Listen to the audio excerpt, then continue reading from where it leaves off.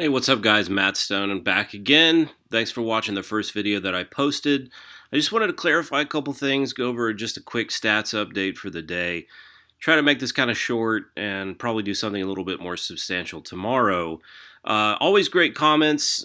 That just seems to be the rule over the years. I'm very proud to say that whatever I post, usually stimulates some really good and intelligent conversation, which is hard to find on YouTube. So, Malcolm in particular, I thought your comment was really good. It kind of gets to the the biggest objection that the video that I made yesterday saw, which was talking about basically the numbers of that proportion of mortalities to recoveries. And the biggest objection to that, and the really inflated numbers that you can see when you compare those two statistics, a lot of people think that there are a lot of people out there who've gotten corona and they did not report it, they didn't know it, maybe they were completely asymptomatic. And a lot of people believe that there's like 10 cases of coronavirus for every one that's actually showing up in these numbers. And so if there are 10 times as many people getting it as there are in the official cases that are confirmed cases, if that's the case, then that would be dividing the mortality rates that we're calculating by 10, which would be spectacular. I mean, that would be fantastic. The reason I'm skeptical that there's all these people out there who've gotten coronavirus but that haven't been reported is I do think there's, obviously hypervigilance in finding those people. There's a lot of panic and scare about it. So I think people who do show symptoms are very likely to try to get testing. There has been reports in Italy that there have been some people who, maybe were showing some symptoms, but they didn't want to overload, the medical situation in their little town. Just to get a positive confirmation, they were just kind of told to stay in their homes. But I think, again, we have to look to Italy. Italy is a real example. We can look to that and we can draw a lot of conclusions about how bad it can actually be. So if you look at the town of Bergamo, I believe that's how it's pronounced. My Italian sucks, but I think it's Bergamo. It's a town of 120,000 people.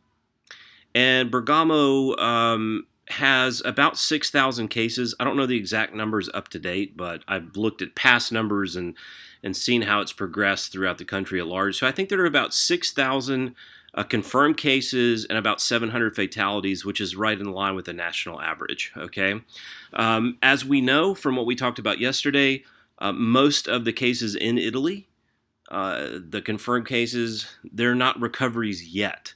There's still a lot more people who are confirmed cases that are currently active cases that are going to end up dying. So I think those numbers, the mortalities, the deaths, they probably are going to swell to between 2,000 and 2,500 based on what we're seeing, over the next 3 or 4 weeks or something like that. We could lowball it and say 2,000. And so what you have there, 2,000 out of those 6,000 cases that have been confirmed, there you would calculate a 33% mortality rate, which is pretty scary. Well, we know if, every single person in the town, this is just in one town, mind you, we know if every single person in the entire town had it, that would be 120,000 cases. So it'd still be 2,000 people dying out of 120,000. And, we're still looking at a 1.7% mortality rate. So I think the absolute bottom number of, total mortality rate of all cases, including the silent cases that are undetectable, maybe until after doing an antibody test or something like that. That's happened in the past with other outbreaks. There have been antibody tests later to discover that way more people had it than what people thought, and that they were just asymptomatic. And, turns out that the mortality rate was really low and there was a big panic over nothing. I think a lot of people are of that mindset, but you gotta remember there's this town in Italy and the morgue is overflowing. There's, military trucks are having to haul caskets around because there's so many people dying. Their newspaper, which has always had one page of for their obituary has swelled to 10 pages, and I'm guessing will swell to 20 pages as the time goes on here, because it's going to get more and more intense as those cases that exploded a couple weeks ago start to turn into fatalities. So anyway, you just have to remember that it can be very bad. I don't think all 120,000 people in that town have coronavirus, guys.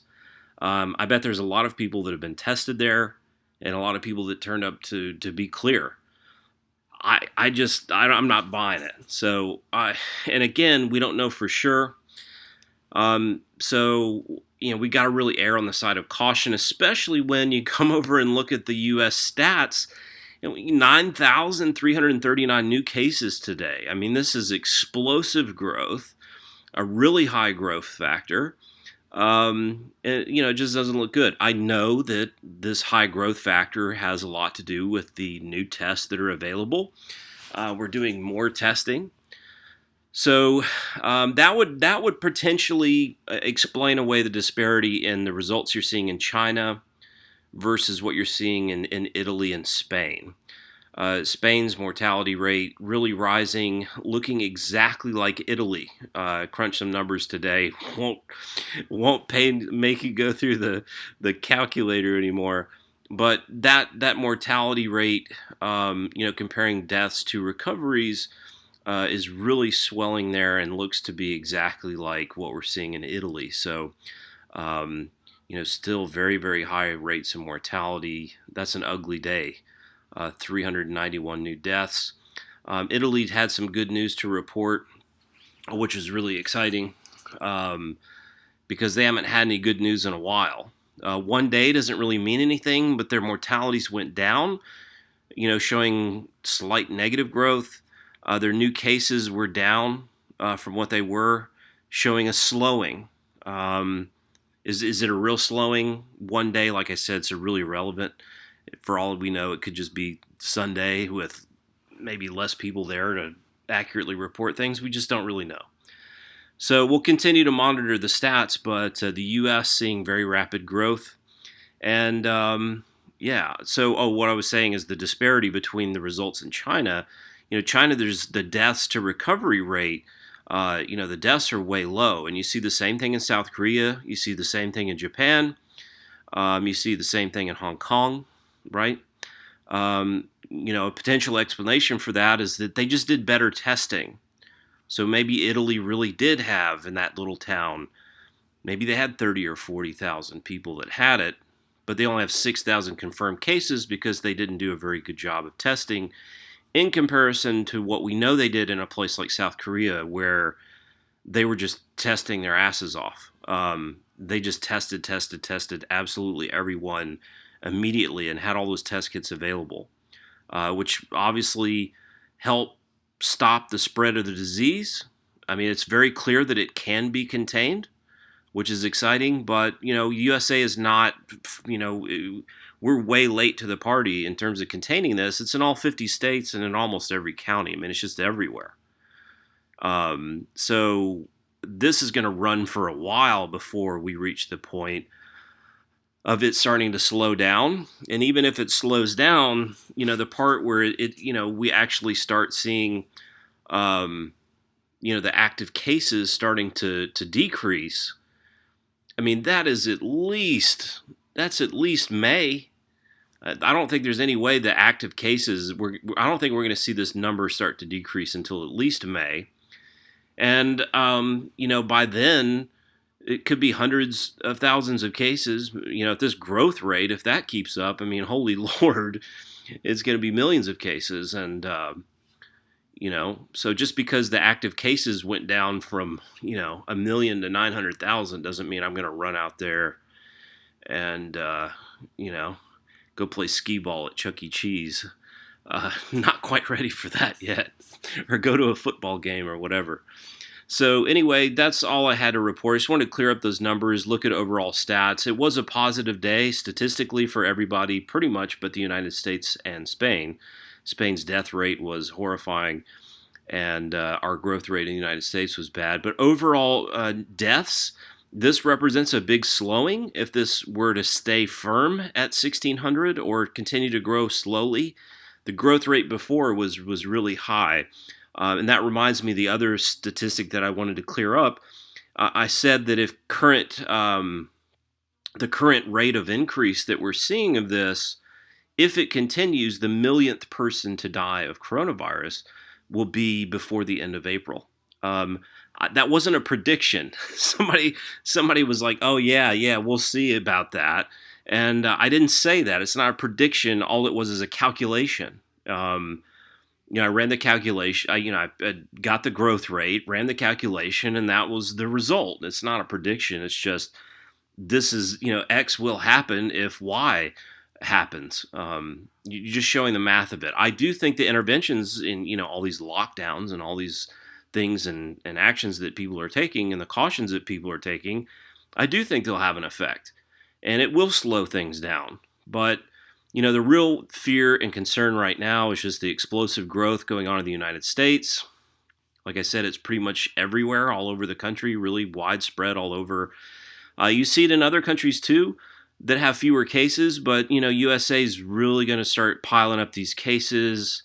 At this rate, we're going to pass Italy, and probably a week or two past China, probably around the same time. So you don't want this to run away and become millions of cases, or else we're going to have a bad time. Same thing. I'm really concerned about a little concerned about Brazil. Pretty fast growth rate. Really interested and got my eye probably on more than any other country is India. I just have a bad feeling with a country this populated that lives in such close proximity. So far, everything I've seen on the internet, they show that they're really unifying as a country and coming together. They're already, having everybody go inside their houses and basically be on lockdown. Just over 396 cases. I mean, we waited until we had. I mean, here in Florida, it's one of the highest states in terms of total cases of coronavirus of any of the U.S. states. And we have the highest risk population because we have the highest concentration of the elderly down here. And, everybody's spring break is still on. I mean, everybody, they're still letting people fly down here, have their spring break and all that stuff before they shut down. So they are really taking some chances here. I mean, they're really just trying to scoop a bunch of money before, everybody goes on lockdown. And that could be extremely dangerous, especially here. And I'm not too happy about that. But we'll see how it goes. That's why I have, I think a 90-day supply is probably, a little bit overly cautious. But I think that's what it's going to take to kind of avoid the peak of intensity here where there's hundreds of thousands of cases, maybe even millions of cases in the U.S. That's not a time you want to be going to the grocery store. And so I want to be able to get through that and get that 90-day supply. And I'll talk to you guys hopefully tomorrow with a little bit more substantial video talking about specific ways that I'm preparing, how I do my food calculations. I worked as a chef and I was a wilderness ranger, did a lot of backpacking where I always had to calculate my food, weigh the food, plus, my extensive background in nutrition. Obviously, I'm super mindful of how many calories it takes to feed, certain number of people for a certain number of meals for a certain number of days. And I'll share what I'm doing, and maybe it'll be helpful. And together we will survive the Holocaust.